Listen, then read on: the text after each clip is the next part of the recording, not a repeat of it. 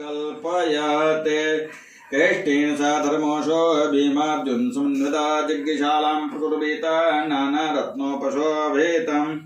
श्री सूत जी ने शौनक आदि ऋषियों से कहा कि पूर्व समय में माँ गंगा के तट पर धर्मराज युधिष्ठिर महाराज ने जरासंध के वध के लिए राजसूय यज्ञ आरंभ किया। युधिष्ठिर ने भगवान श्री कृष्णचंद्र के सहित भीमसेन अर्जुन आदि भाइयों के साथ अनेक रत्नों से शोभित मोती जड़ी हुई स्वर्ग के तुल्य बड़ी विशाल यज्ञशाला बनवाई और उसके लिए सब राजाओं को अनेक प्रकार से जीत कर ले आए। एक समय गांधारी और राजा धृतराष्ट्र का पुत्र जो दुर्योधन नाम से विख्यात था वह उस यज्ञशाला में आकर के प्रांगण में जल की प्रतिमा देख करके वस्त्र को ऊंचा उठा करके उस जगह धीरे धीरे चलने लगा। यह देख करके द्रौपदी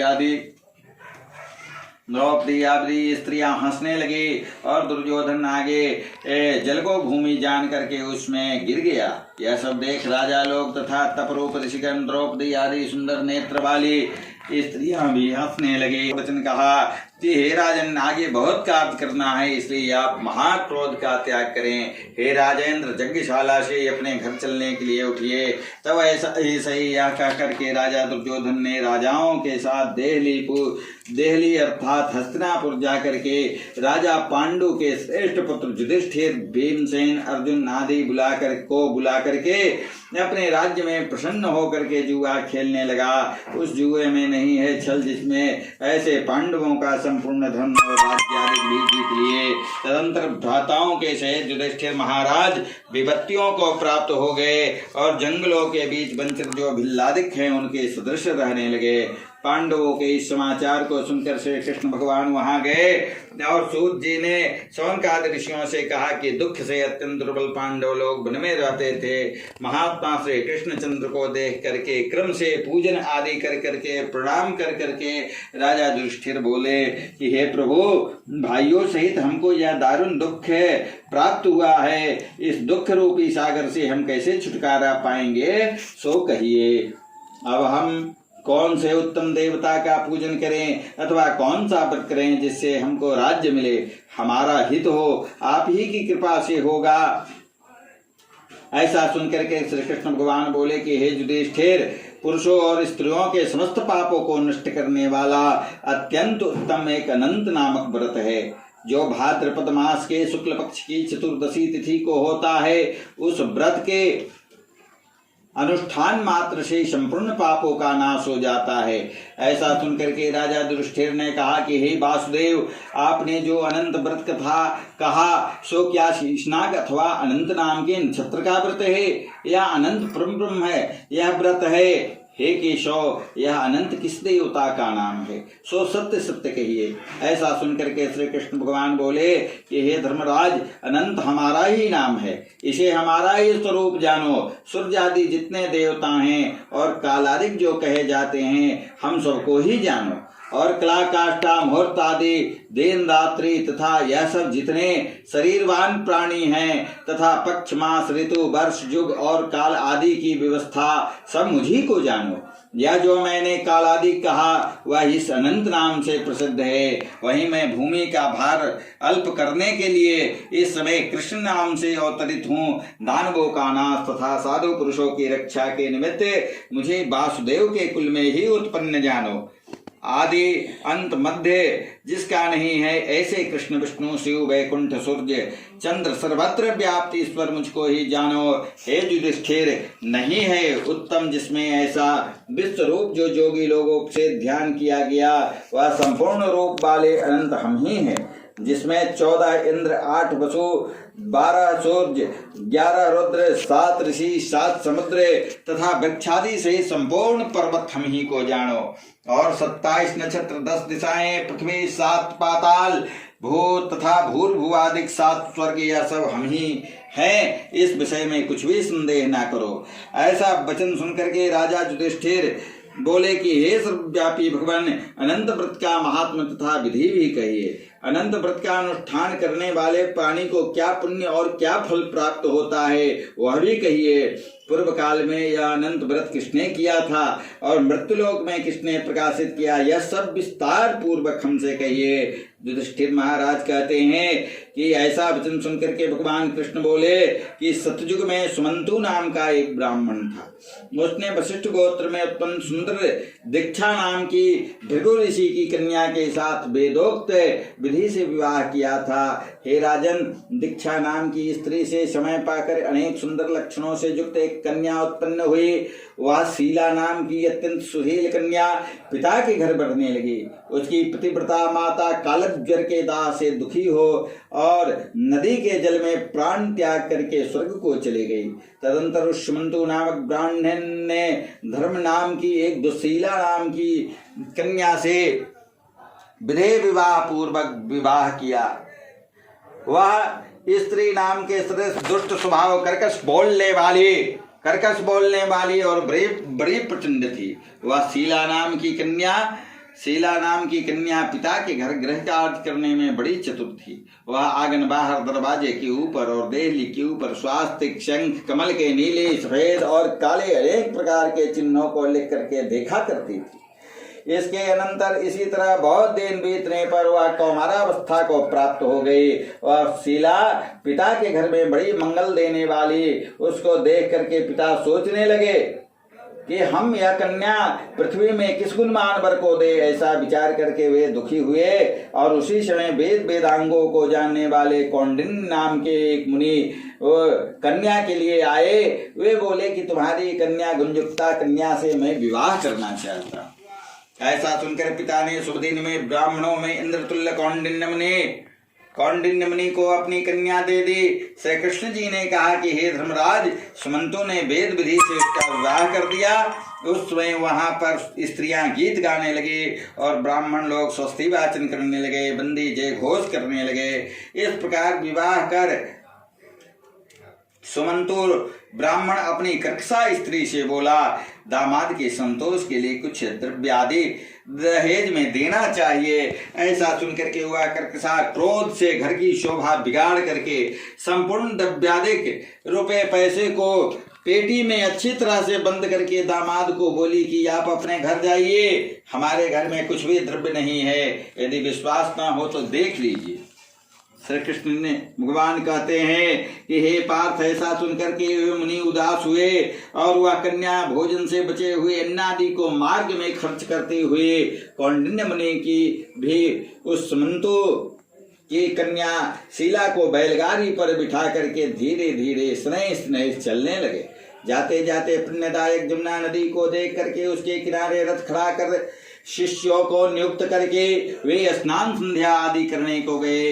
मध्याह्न के समय भोजन का समय जानकर रथ से उतर नदी के किनारे उस शीला ने लाल वस्त्र पहने हुए स्त्रियों के समूह को चतुर्दशी के दिन श्री जनार्दन भगवान का पूजन करते हुए देख उसके पास जा उस स्त्रियों से शीला धीरे से पूछने लगी, तुम लोग यह क्या कर रही हो? इस व्रत का क्या नाम है? ऐसा सुनकर शील ही श्रृंगार है जिसका। उसे शीला से स्त्रियां बोली, हे यह अनंत भगवान का व्रत है, हम अनंत भगवान को ही पूजते हैं। ऐसा सुनकर के शीला बोली कि मैं भी यह उत्तम व्रत को करूंगी। इस अनंत व्रत की क्या विधि है और यह व्रत किस प्रकार करना चाहिए? इसमें क्या दान होता है? कौन देवता पूजे जाते हैं? सो मुझसे कहो।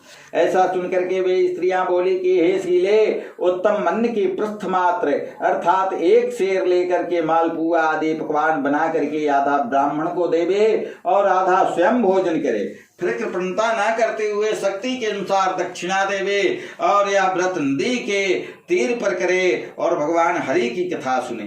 कुसा के इसी स्नाक को बना करके बांस के पात्र में रख करके फिर स्नान करा करके मंडप के भीतर भगवान का सवेरे पूजन करे और चंदन पुष्प धूप दीप और अनेक प्रकार के नैवेद्य आदि मिष्ठान सहित रखे। उसके आगे मजबूत सूत का डोरा केसर रंग का 14 गांठ देकर बाएं हाथ में बांधे। प्रथम यह स्मरण करे, याद करे कि हे वासुदेव, नहीं है अंत जिसका, इसे संसार रूपी महासागर में डूबे हुए मेरी अच्छी तरह उद्धार करो और अपने अनंत रूप में लीन करो। हे सूत्र रूपी अनंत भगवान, आपको बारंबार नमस्कार है। ऐसा स्मरण कर सूत्र रूपी अनंत भगवान को बाएं हाथ में बांध करके स्वस्थ चित्त हो भोजन करे। और संसार रूपी अनंत नारायण भगवान का ध्यान तथा भोजन करके अपने घर जाए। हे भद्रे, यह व्रत तुमसे कहा। भगवान श्री कृष्ण युधिष्ठिर से कहते हैं कि हे राजेंद्र, प्रसन्न चित्त से ऐसा व्रत विधान सुन करके वह शीला भी सुंदर डोरे के हाथ में बांध व्रत करने लगी। जैसा 14 गांठ देकर बाएं हाथ में बांधना कहा है, वैसा बांध करके अपने भोजन का आधा ब्राह्मण को दे करके और शिष्ट बचे हुए स्वयं खा करके फिर प्रसन्न हो पति के साथ बैलगाड़ी द्वारा अपने घर को गई। तब से उनका शुभ शकुन पर विश्वास हो गया। यह अनंत व्रत करने से गोधन और धन धान्य आदि से भरपूर हो गया। वह सोने से ग्रथित माणिक और मोतियों के हारों से भूषित और अतिथि पूजन में सर्वदा व्याकुल रहती थी। सुख से रहकर वह मणियुक्त करधनी मोतियों की मालाओं से अलंकृत घर में पति के साथ उत्तम वस्त्र पहन करके सावित्री के समान शोभित होने लगी।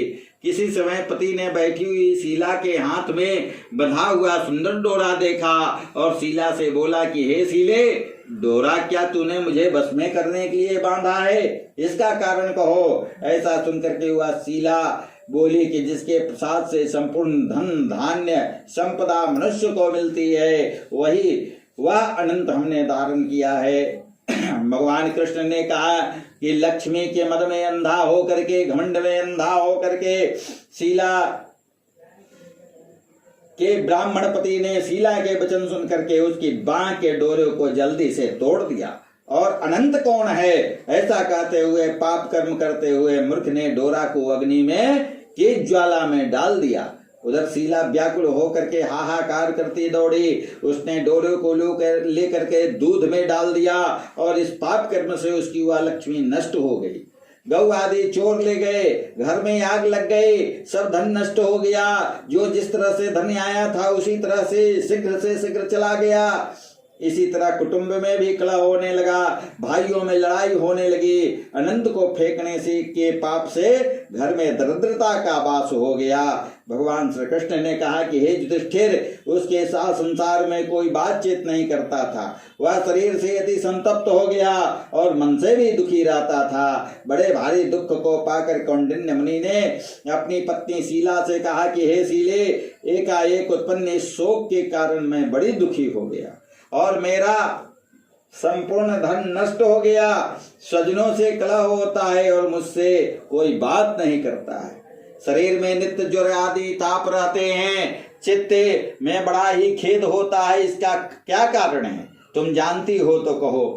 क्या उपाय है जिससे मेरा भाग्य अच्छा हो? ऐसा सुनकर के शील ही आभूषण है जिसका। ऐसे सुंदर स्वभाव वाली शीला पति से बोली कि अनंत फेंकने के पाप कर्म से यह सब हुआ है।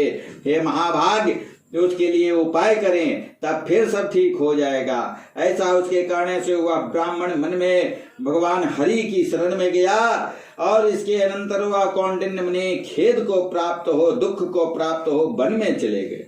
वहां वे उत्तम ब्राह्मण वायु का भक्षण कर करके हवा को पी करके तप करने की इच्छा से गए थे। उस परमेश्वर का ध्यान करते हुए सोचने लगे कि जिसके प्रसाद से मुझे धन धान्य आदि प्राप्त हुआ और उसके अपमान करने से मैं निर्धन हो गया और कष्ट को प्राप्त कर रहा हूँ, मुझको अतिशय दुख देने वाला धनाधिक हुआ। ऐसा चिंतन करते हुए गहन वन में घूमने लगे। वहीं पर फला फुला एक आम का वृक्ष देखा। वह ऐसा वृक्ष था कि जिस पर एक भी पक्षी नहीं था और करोड़ों कीड़े लगे थे। उसने आम के वृक्ष से पूछा कि कहीं आपने अनंत भगवान को देखा हो तो हे सौम्य कहो, मेरे चित्त में अतिशय दुख है। यह सुनकर के वह आम का वृक्ष बोला, हे ब्राह्मण, मैंने अनंत भगवान को नहीं देखा है। यह सुनकर वह दुखी होकर के आगे चल दिया और अनंत भगवान कहाँ देखेंगे ऐसा मन में विचार करने लगा और घूमने लगा। इतने में बछड़े सहित गौ को देखा जो वन के मध्य में बीच में इधर से उधर दौड़ रही थी। भगवान श्री कृष्ण कहते हैं कि हे पांडव, वह ब्राह्मण गौ से बोला, तुमने अनंत भगवान को देखा हो तो बताओ। इसके बाद गौ बोली कि हे कौंडिन्य, मैं अनंत भगवान को नहीं जानती। उसके बाद आगे जा करके घास पर बैठे हुए वृषभ को देखा, बैल को देखा, उससे पूछा कि हे गौ के पति, तुमने अनंत भगवान को देखा है? बैल बोला कि मैंने भी अनंत भगवान को नहीं देखा है। उसके बाद आगे जाकर बड़ी सुंदरी 2 पुष्पकर्णियों को देखा, 2 तालाबों को देखा। उन बावलियों का जल इसमें से उसमें और उसमें से इसमें आता जाता हुआ अनेक प्रकार का कल्लोल करता हुआ, आवाज करता हुआ और कमल कलहार कुमुदिनी आदि के पत्तों से युक्त होकर शोभायमान हो रहा था। भ्रमर, हंस, चकोर, बगुला आदि पक्षियों से सेवित उसे बापी को देख करके, तालाब को देख करके ब्राह्मण ने उन दोनों पुष्पकर्णियों से पूछा कि तुम लोगों ने अनंत भगवान को कहीं देखा है? यह सुनकर के वे दोनों पुष्पकर्णियां बोली कि हे द्विज, हे ब्राह्मण, हमने अनंत भगवान को नहीं देखा। आगे जाकर उसी तरह एक हाथी और एक गर्दभ को देखा, गधे को देखा। उन्होंने भी ब्राह्मण से पूछा कि क्या आप लोगों ने कहीं अनंत भगवान को देखा है? ऐसा पूछ करके ब्राह्मण निराश हो उस जगह बैठ गया। फिर वह ब्राह्मण होश में आकर के हे अनंत, ऐसा कहते कहते उठ करके चित्त में यह निश्चय करता हुआ कि अब मैं जरूर प्राण त्याग दूंगा। भगवान श्री कृष्ण कहते हैं कि हे धर्मराज, उस ब्राह्मण ने प्राण त्याग करने के लिए वृक्ष में फांसी लगा ली। उसी समय दयाद्र हृदय अनंत भगवान श्री भी प्रत्यक्ष हो गए, प्रकट हो गए और वृद्ध ब्राह्मण का रूप धारण करके बोले कि यहाँ आओ। यह कह करके उस कौंडिन्य का हाथ पकड़ करके एक गुफा में ले गए।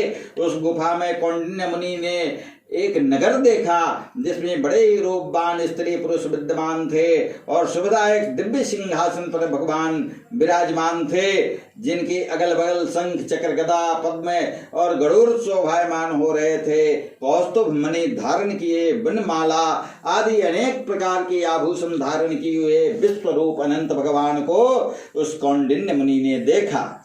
अतिशय प्रकाशमान स्वरूप वाले भगवान को देख करके उनके आगे ऊंचे स्वर में बोला कि हे प्रभु, आपकी जय हो। ऐसा कह करके तथा प्रणाम करके बोला, हे नाथ, हे पुंडरीक, हम पाप रूप पाप कर्म करने वाले, हमारी आत्मा पाप रूप है और हम पाप से ही उत्पन्न हैं, रक्षा करें। आप मेरे संपूर्ण पापों को हरने वाले हैं। उस मुनि का वचन सुन करके अनंत भगवान भी बड़े कोमल वचन से बोले, हे विप्रेंद्र, मत डरो, जो तुम्हारे मन में हो कहो। ऐसा सुनकर के कौंडिन्य मुनि बोले, हे प्रभु, मैंने धन से उन्मत्त हो अनंत का डोरा तोड़ दिया। उस पाप कर्म से मेरा धन नष्ट हो गया। घर में अपने कुटुंबियों से कलह होता है, जिस कारण मुझसे कोई नहीं बोलता। इस तरह दुखी हो आपके दर्शन की इच्छा कर मैं वनों में भटक रहा हूँ। हे देवेंद्र, आपने कृपा कर अपना दर्शन दिया, अब मुझ पर दया करके उस पाप की शांति का उपाय कहिए।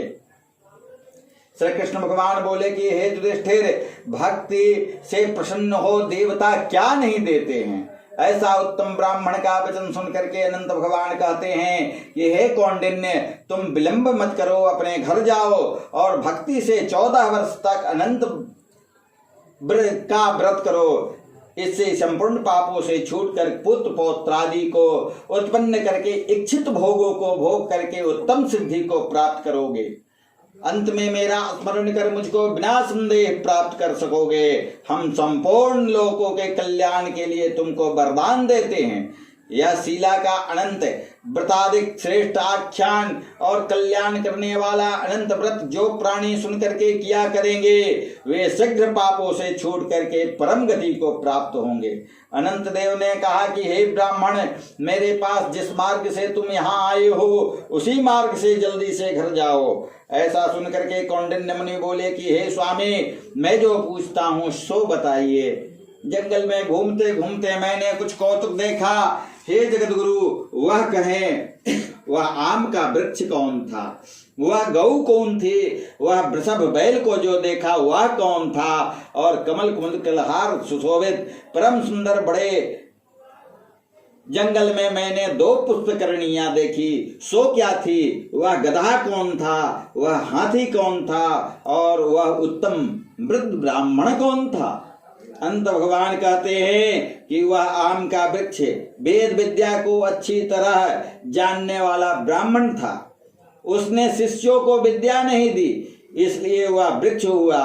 और जो गौ देखी थी वह बीज को खाने वाली पृथ्वी रही। जो घास पर वृषभ को बैल को बैठा देखा था वह सत्यनारायण धर्म था। और धर्म अधर्म आदि जो कुछ भी परस्पर देती और लेती रही, और वेद पाठ वाले ब्राह्मणों को नहीं दिया, भिक्षुओं को भिक्षा नहीं दी, उस पाप कर्म से उस दोनों का जल आपस में इधर उधर होता था। गदहा जो देखा वह क्रोध था, और वह जो हाथी था सो अभिमान था। वह ब्राह्मण जो तुमने देखा सो अनंत हम हैं। और गुफा में जो रही वह कठिन संसार था। वह जो गुफा तुमने देखा था वह कठिन संसार था। अनंत देव ऐसा बता करके उसी जगह अंतर्ध्यान हो गए। यह सब स्वप्न के समान देख करके उस जगह से मुनि अपने घर आए और 14 वर्ष तक अनंत व्रत का कर करके जैसा अनंत देव ने कहा था वह सब सुख भोग करके अंत में वह अनंत देव का स्मरण करके अनंत लोक को चले गए। हे राजर्षि, तुम भी यह कथा सुनो और व्रत करो। जिस प्रकार ब्राह्मण को 14 वर्ष में का फल प्राप्त हुआ, तुम भी उसी तरह अनंत देव की कृपा से सब इच्छित वस्तु एक ही वर्ष में कथा सुन करके व्रत के करने से प्राप्त हो जाएगी। हे राजन, व्रतों में उत्तम व्रत मैंने कहा जिसको सुन प्राणी सब पापों से छूट जाते हैं, इसमें संदेह नहीं है, और हरिचरण को भगवान के चरण को प्राप्त करते हैं। हे गुरुकुल में उत्पन्न युधिष्ठिर, जो शुद्ध विचार वाले प्राणी संसार रूपी गुफा में सुख से फिरने की इच्छा करते हैं, इस संसार में सुख से रहने की इच्छा करते हैं, वे तीनों लोकों के स्वामी अनंत भगवान का पूजन कर करके डोरे को दाहिने हाथ में बांधते हैं। श्री अनंत वृथा संपूर्णम। प्रेम से बोलिए श्री अनंत भगवान की।